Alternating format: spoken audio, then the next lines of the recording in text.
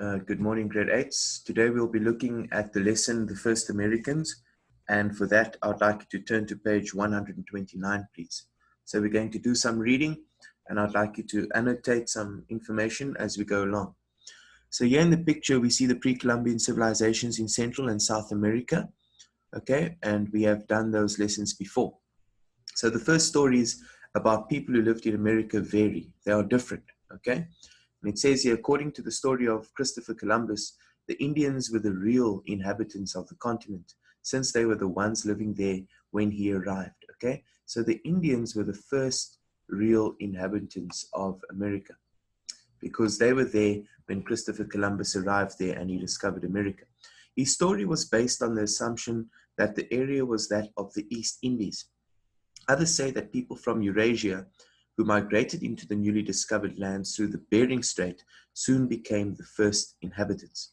In all cases, the era preceding the continent's complete discovery, which is before Christopher Columbus's voyages between 1492 and 1504, was called the pre-Columbian era.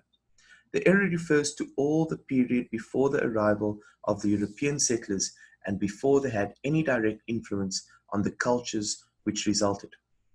As time passed, agriculture flourished in the new land and settlers grew more crops.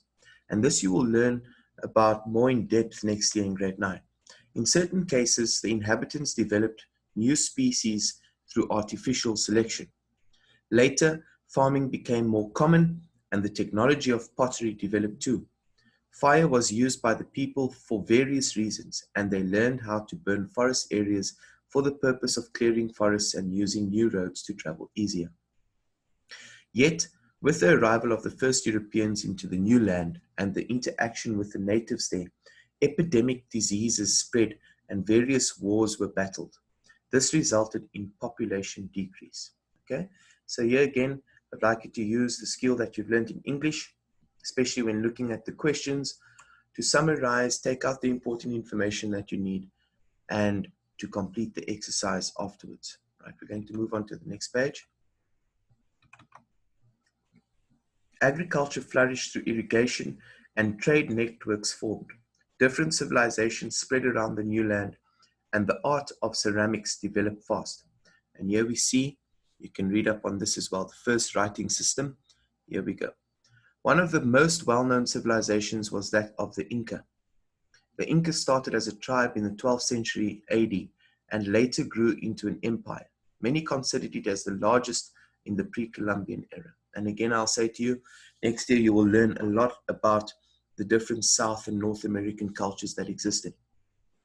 The empire was later destructed because of a civil war, and the Spanish conquistadors led by Francisco Pizarro took advantage of that. They controlled the Andes between the years 1438 and 1533. In 1494, Portugal and Spain, supported by the Pope, signed a treaty. It stated that all the land outside Europe would be split between these two strong powers at the time. As a result, both colonizers divided the areas conquered into several colonies. To secure their power, the Spanish made sure that natives converted to Christianity. Several European colonial powers successively ruled over the different regions of South America until the countries there started gaining their independence and forming their own governments. Two countries did not gain their independence, though, until late in the 20th century. Guyana was one of the countries ruled by the United Kingdom, and it did not receive its independence except in the year 1966. The second country, Suriname, was under the control of the Dutch, and it only became free in the year 1975. Yet, areas like French Guiana remain a French territory, while the Falkland Islands persist under the control of the United Kingdom up till date. Colombia is one of the South American countries that are still facing internal conflicts today. The country, which has 45 million people, is considered to be a constitutional republic. In the past, the country was occupied by Spain, and this is why today it ranks fourth in terms of the Spanish-speaking countries. Although Colombia has the fourth largest economy in Latin America, it faces a major problem of inequality and unequal distribution of wealth. Around 50% of the country's population remains below the line of poverty. In the 1940s and 1950s, two political parties, the Colombian Conservative Party and the Colombian Liberal Party, had great disputes over ruling the country. The disputes created lots of tensions and riots filled the streets. The problem was partially solved in the 1960s when both parties agreed to rule the country equally. Yet the solution could not remedy the social and political problems that emerged in the following years. In recent years, Colombia faced major problems in drug trade and paramilitary groups. These fought with the army in bloody internal conflicts.